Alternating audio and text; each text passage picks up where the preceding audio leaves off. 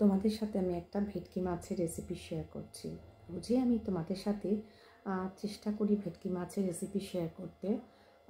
তো আজকে আমি দেখো, সামনে এখন তো শীতকাল, আর পালং শাক খেতে প্রত্যেকেই ভালোবাসে। পালং শাক খুব একটা উপকারী জিনিস।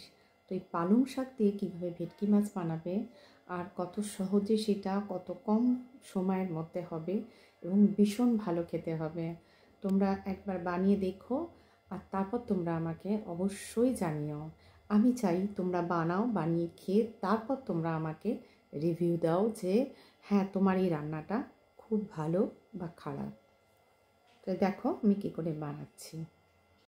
দেখো, আমি কিছু বয়েল করা পালং শাক নিয়েছি, আর এদিকে বয়েল করা ভেটকি মাছ নিলাম। নেওয়ার পর যে পেঁয়াজ, রসুন, কাঁচা লঙ্কা, আদা রেখেছিলাম, একসাথে পালং শাকের সাথে করো পেস্ট। তারপরে একটা ডিম নাও।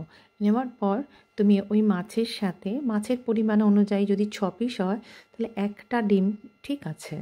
আর কিছুটা পালং শাক সব পেস্ট করে যেটা মশলা করেছিলাম সবটা নিয়ে মাছের সাথে মাখাও। এবার কেক কন্টেনার নিয়ে তার মধ্যে একটু অয়েল ব্রাশ করে দাও, দিয়ে আর ওই যে পেস্টটা মাছটা মাখিয়েছিলাম দিয়ে দিলাম, আর একটু আটা গুঁড়ো বা ময়দা গুঁড়ো নিয়ে ড্যাব ড্যাব করে দিয়ে দাও। তারপর 20 মিনিট একদম এয়ার ফ্রায়ারে রেখে দাও।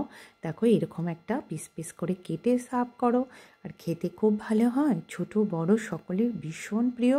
তুমি এটা দিয়ে বিভিন্ন রকম আইটেম বানাতে পারো, স্বাস্থ্যকর, খুব ভালো, কোনো তেল কোনো মশলা কোনোটাই নেই।